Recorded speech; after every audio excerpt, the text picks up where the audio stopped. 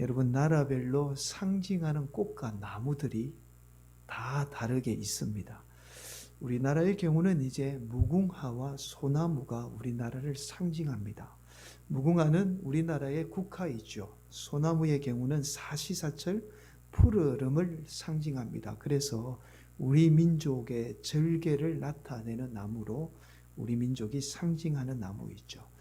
여러분, 다른 나라를 살펴보게 되면 미국의 경우는요, 나라의 개념이 주 단위로 이루어져 있어요. 그래서 주마다 법도 조금씩 다르죠. 그래서 미국은 주마다 상징하는 꽃이나 나무가 다릅니다. 자, 뉴욕은 들장미, 워싱턴 DC는 만병초이고요. 그리고 하와이 같은 경우는 우리나라와 똑같이 무궁화입니다. 얼마 전에 서거하신 엘리자베스 여왕이 살던 영국은 장미예요. 여러분, 장미는 화려하고 아름다운 꽃이죠. 그래서 영국의 화려한 역사를 나타내는 꽃이 바로 장미입니다. 그래서 영국을 상징하는 꽃이 장미이죠. 캐나다의 경우는요, 캐나다 국기 여러분 혹시 아시나요? 국기에 보면 단풍나무가 그려져 있죠. 캐나다의 경우 이 촉이 단풍나무가 캐나다 경제의 주 원천이었어요. 단풍나무가 많으니까 그 나무를 가지고 수출도 하고 그렇게 했습니다. 그래서 캐나다의 경우에는 이 단풍나무가 캐나다를 상징하는 나무가 되었습니다. 여러분, 프랑스의 경우는요, 자유를 상징하는 꽃인 아이리스입니다. 자, 왜냐하면 프랑스 역사를 살펴보게 되면 프랑스 대혁명과 같이 프랑스 역사는 자유와 밀접한 연관이 있어요. 그래서 프랑스를 상징하는 꽃이 바로 자유를 나타내는 아이리스 꽃입니다. 여러분, 이처럼 한 나라의 역사와 문화 배경에 따라서 그 나라를 상징하는 나무나 꽃이 있어요. 여러분, 우리가 함께 나누고 있는 성경의 이스라엘 민족도 마찬가지입니다. 이스라엘은 오래전부터 이스라엘을 상징하는 나무가 있어요. 여러분, 성경 한번 보시면 이사야 28장 4절에 이런 말씀이 있습니다. 그 기름진 골짜기 꼭대기에 있는 그의 영화가 세잔에 가는 꽃이 여름 전에 처음 익은 무화과와 같으리니 보는 자가 그것을 보고 얼른 따서 먹으리로다. 여러분, 이 말씀에서 말씀하는 무화과는 단순히 무화과 나무를 말씀하는 것이 아니라 이스라엘 전체를 상징하고 있습니다. 여러분, 이 외에도 성경의 많은 곳에서 무화과 나무가 이스라엘을 상징한다라고 말씀하고 있습니다. 여러분, 서두에서 이스라엘을 상징하는 나무가 무화과 나무다라는 사실을 말씀드리는 이유가 있어요. 여러분, 오늘 우리가 함께 나누게 되는 이 말씀은 예수님의 비유의 말씀입니다. 여러분, 비유는 단순한 사건을 전하는 데 목적이 있는 것이 아니라 이 비유를 통해서 특별한 목적을 가지고 기록하게 됩니다. 그래서 비유인 거예요. 자, 서두에서 말씀을 드렸듯이 이스라엘 백성들을 상징하는 나무가 무화과 나무라는 이 사실을 알게 되면 오늘 말씀이 예수님이 무화과 나무를 저주해서 무화과 나무가 마른 것이 단순한 사건이 아니라 아주 의미 있는 하나님의 말씀이라는 사실을 깨닫게 돼요. 또한 22절 말씀처럼 단순히 기도하면 불가능이 가능케 된다라는 이 단순한 말씀이 아니라는 사실을 알게 되죠. 여러분, 먼저 오늘 말씀의 의미를 제대로 알기 위해서 본문을 좀 살펴보도록 하겠습니다. 여러분, 오늘 말씀은 예수님이 지난 시간에 이어서 베다니로 돌아갔다가 다시 이른 아침에 예루살렘 성에 들어가게 돼요. 자, 아마도 예수님이 예루살렘 성에 많은 사람들이 몰려들 것을 예상해서 예수님은 제자들과 이른 아침 일찍 서둘러서 예루살렘 성에 올라가게 됩니다. 그래서 오늘 본문 18절은 이렇게 말씀하고 있죠. 이른 아침에 성으로 들어오실 때에 시장하신지라. 예수님이 제자들과 이른 아침에 서둘러서 예루살렘 성에 오르게 되자 아침 식사를 거르게 된 겁니다. 자, 그래서 예루살렘 성에 올라가던 길에 잎이 무성한 무화과 나무를 보게 돼요. 예수님은 무화과 나무의 잎이 하도 무성해서 당연히 무화과 열매가 열려 있을 거라고 생각을 했던 거죠. 자, 그런데 예수님이 이 잎이 무성한 무화과 나무에 가까이 가자 당연히 열려 있어야 할 열매가 없었던 거예요. 그래서 예수님이 이 무화과 나무를 저주합니다. 19절이죠. 길가에서 한 무화과 나무를 보시고 그리로 가서 잎사귀밖에 아무것도 찾지 못하시고 나무에게 이르시되 이제부터 영원토록 내가 열매를 맺지 못하리라 하시니 무화과 나무가 곧 마른지라. 여러분, 잎이 무성한 무화과 나무에 아무리 열매가 없다고 해도 무화과 나무를 저주하는 예수님의 모습은 평소에 예수님의 모습과 사뭇 다르게 낯설게 보이죠. 왜 예수님이 이렇게까지 하실까? 예수님의 배고픔을 채워주지 못한다고 해서 이렇게까지 하는 예수님의 모습이 쉽게 이해가 되지 않습니다. 마치 배고픔을 참지 못해서 막 투정을 부리는 어린 아이의 모습처럼 보이기도 하죠. 자, 그래서 제자들은 예수님의 이런 행동에 도저히 이해하지 못한다는 반응을 보이게 됩니다. 20절이죠. 제자들이 보고 이상히 여겨 이르되 무화과 나무가 어찌하여 곧 말랐나이까. 무화과 나무를 저주한 예수님의 모습이 하도 이상해서 제자들이 예수님께 물은 거예요. 예수님, 왜 무화과 나무 저주합니까? 무화과 나무가 말랐지 않습니까? 왜 이렇게 하시죠? 라고 예수님께 물은 거죠. 그래서 예수님이 제자들의 질문에 엉뚱한 대답을 해요. 자, 21절이죠. 함께 봉독합니다. 예수께서 대답하여 이르시되 내가 진실로 너희에게 이르노니 만일 너희가 믿음이 있고 의심하지 아니하면 이 무화과 나무에게 된 이런 일만 할 뿐 아니라 이 산더러 들려 바다에 던져지라 하여도 될 것이요.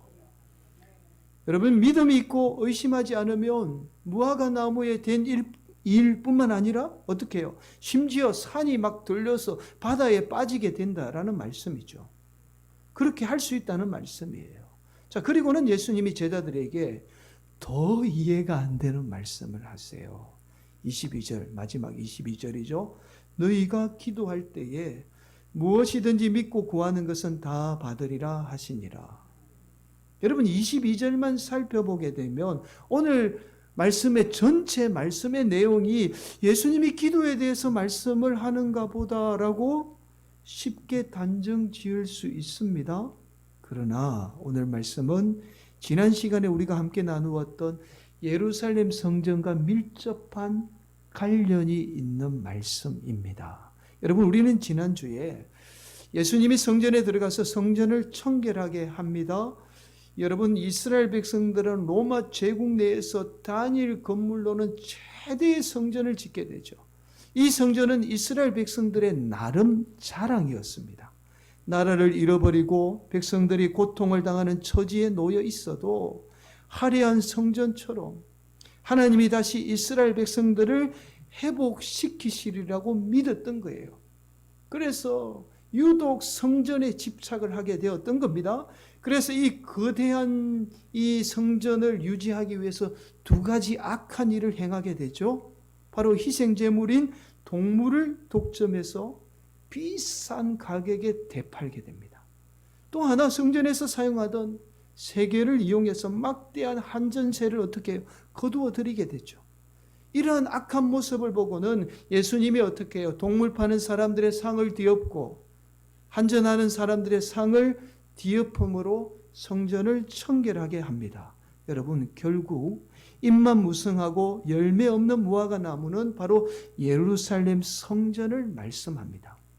하나님의 아들인 예수 그리스도가 이 땅에 오셨는데도 예수님을 믿지 못하고 물질에 눈이 멀어 있던 예루살렘 성전과 제사장들은 겉으로 보기에 잎만 무성하고 아무 열매 없는 무화과 나무와 같았던 거예요. 그래서 예수님은 잎만 무성하고 열매 없는 예루살렘 성전은 반드시 어떻게 해요? 무화과 나무가 저주를 받아 마르듯이 예루살렘 성전과 나아가 이스라엘 백성들이 예루살렘 성전을 섬겼던 이스라엘 백성들마저도 저주를 받아 멸망하게 되리라는 사실을 이 무화과 나무의 비유를 통해서 지금 말씀하고 있습니다. 여러분, 오늘 말씀과 똑같은 본문인 마가복음을 살펴보게 되면 이 사실을 더 잘 알 수 있어요. 여러분 마가복음 한번 10장 성경 가지고 있으면 10장으로 한번 11장으로 한번 가보실까요? 11장에 이렇게 기록하고 있어요. 예수님이 이튿날 예루살렘 성에 들어가면서 잎만 무성하고 열매 없는 무화과를 저주합니다. 자, 마가복음 11장 14절이에요. 예수께서 나무에게 말씀하여 이르시되 이제부터 영원토록 사람이 내게서 열매를 따먹지 못하리라 하시니 제자들이 이를 듣더라. 처음에 예수님은 열매를 맺지 못하리라 라고 저주합니다. 자, 그리고 성경 보실까요? 15절부터 성전에 올라가서 성전을 청결하게 하는 내용이 나와요. 우리가 지난주에 살펴봤던 내용이 나옵니다. 이 내용이 19절까지 나오죠? 그리고 다음에 다시 성전에 들어가는데 이 무화과 나무가 말라 있는 모습을 보게 돼요. 20절이죠. 그들이 아침에 지나갈 때에 무화과 나무가 뿌리채 마른 것을 보고 예수님이 열매를 맺지 못하리라 저주했더니 다음날 무화과 나무가 말라서 죽은 거예요. 자, 여러분 이처럼 마가복음은요, 성결을 청결한 사건 앞과 뒤에 지금 무화과 나무가 저주한 사건과 무화과 나무가 마른 모습을 교차해서 지금 기록하고 있어요.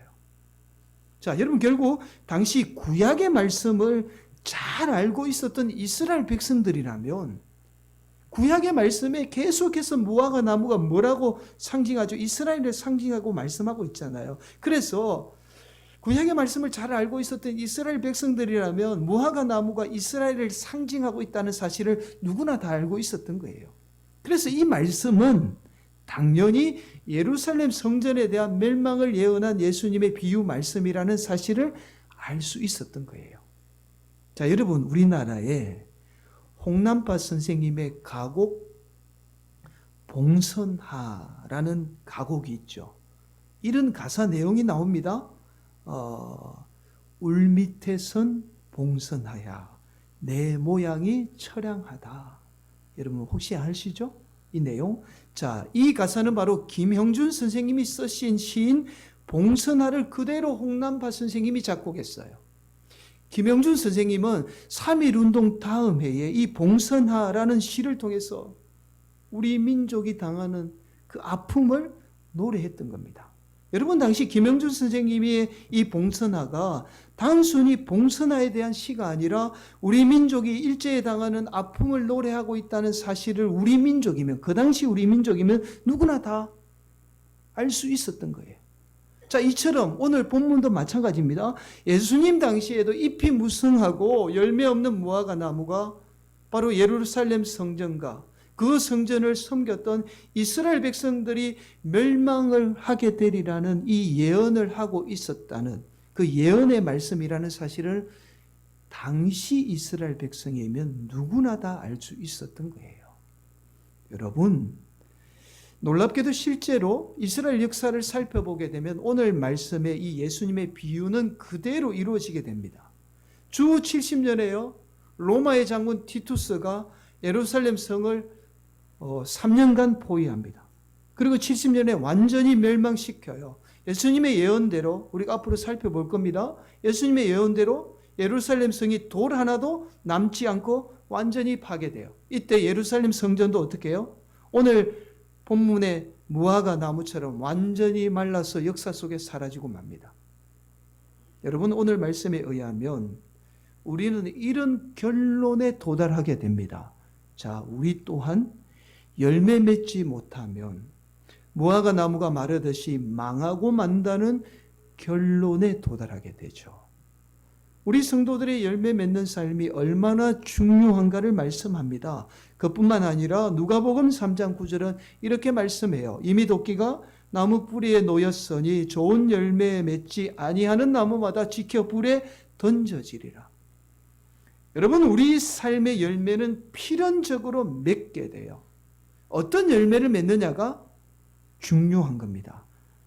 반드시 열매를 맺는 삶을 살게 돼요. 우리가 좋은 열매를 맺지 못하면 나무 뿌리에 도끼가 놓여서 찢겨서 그 뿌리가 던져져서 불에 타듯이, 또한 오늘 본문의 무화과 나무처럼 말라서 반드시 그 인생 망하게 된다는 말씀이에요.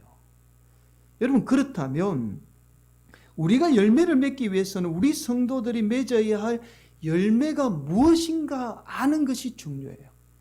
여러분, 우리가 성도들이 맺어야 할 열매하면 보통 우리 성도들이 두 가지만 생각해요. 첫 번째 뭐냐 하면 성령의 열매만을 생각합니다. 갈라디아서 5장에 보면 성령의 9가지 열매를 이야기하잖아요. 그래서 성도들이 열매 맺어야 합니다. 그러면 보통 성령의 9가지 열매 이것만 생각하죠. 두 번째는 무엇인가 눈에 보이는 가시적인 열매만을 생각해요. 물질의 열매, 아니면 건강의 열매, 조금 더 괜찮으신 분은 섬김의 열매, 뭐 이런 거 생각합니다. 눈에 보이는 열매만을 생각하게 되죠. 하도 교회에서 그렇게 잘못 가르쳐 왔기 때문이죠. 그러나 여러분, 요한복음 15장에 의하면 우리 성도들이 반드시 맺어야 할 좋은 열매가 무엇인가를 말씀하고 있습니다. 여러분 한번 보실까요? 앞에 요한복음 15장 4절 말씀. 내 안에 거하라, 나도 너희 안에 거하리라. 가지가 포도나무에 붙어 있지 아니하면 스스로 열매를 맺을 수 없음같이 너희도 내 안에 있지 아니하면 그러하리라. 이 말씀은 우리가 스스로 열매 맺을 수 없는 인생이라는 거예요. 그래서 반드시 예수 안에 거할 때 열매를 맺게 된다고 말씀하죠. 여러분, 예수님 안에 거한다는 말씀이 무슨 말씀일까요? 이 말은 우리가 세상에 살고 있잖아요. 세상에 살지만 우리가 예수님을 신뢰하고 믿음으로 사는 것, 다른 말로 예수님이 만든 이 믿음의 안에 사는 것, 믿음의 세계 안에 사는 것이 곧 예수님 안에 산다는 뜻이에요. 그러니까 우리가 세상에 살잖아요. 세상 안에 살고 있죠. 그러나 우리는 세상 안에 살지만 또 다른 세계 안에 살고 있는 거죠. 예수님의 믿음의 세계 안에 사는 거예요. 이것이 열매라는 겁니다. 여러분, 결국 우리가 예수 믿는 것이 열매라는 사실을 알 수 있어요. 그래서 오늘 본문은 이렇게 지금 말씀하고 있는 거예요. 21절을 다시 보면 말씀이 새롭게 보는 눈이 열려지게 될 겁니다. 한번 보실까요? 빨간색. 믿음이 있고 의심하지 아니하면. 우리가 세상에 살지만 예수님을 믿고 예수님을 의심하지 않고 예수님이 만든 이 믿음의 세계 안에 사는 것이 우리 성도들이 맺어야 할 열매라는 거예요. 여러분, 그래서 이스라엘 백성들뿐만 아니라 예루살렘 성전이 그 예수님을 믿지 않아서 어떻게 됐죠? 열매를 맺지 못했던 거예요. 그래서 망하게 된 겁니다. 여러분, 우리가 세상 안에 살면서 예수님만을 믿으며 예수라는 이 믿음의 세상 안에 사는 것이 바로 우리 성도들이 맺어야 할 참된 열매, 좋은 열매의 삶입니다.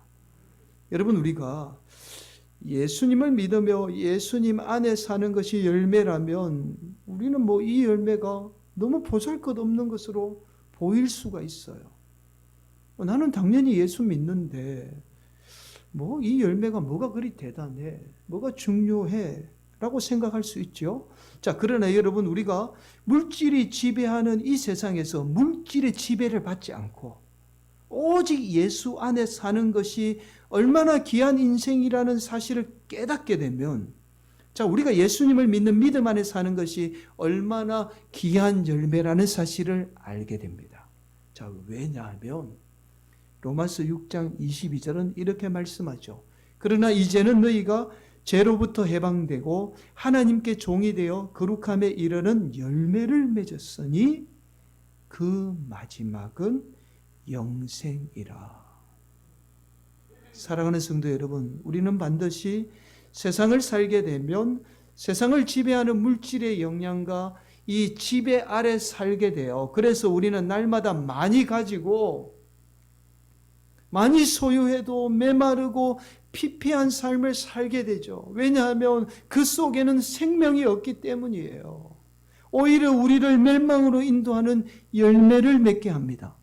반면에 오직 예수님만이 우리의 삶을 영생으로 인도하는 열매를 맺게 해요. 오직 예수님만이 우리를 이 땅 가운데 우리가 가진 것과 상관없이 영생인 기쁨과 평안을 누리게 합니다. 그래서 우리는 예수님을 믿는 믿음 안에 사는 것이 우리 인생의 가장 값진 열매라는 사실을 깨닫게 되죠. 예수님 안에 사는 인생이 얼마나 값진 인생이라는 사실을 알게 되면 이것만큼 우리 인생에 값진 열매가 없어요. 눈에 보이는 열매보다 훨씬 더 값진 열매라는 사실을 알게 되죠. 눈에 보이는 열매 부러워하지 않고 살게 되는 거예요. 여러분, 우리 성도들이 이 세상 안에 살지만 예수님을 믿고 신뢰함으로 예수님이 십자가를 통해서 이룬 이 믿음의 세계 안에 사는 가장 귀한 열매를 맺는 복된 성도들이 되시기를 간절히 바랍니다.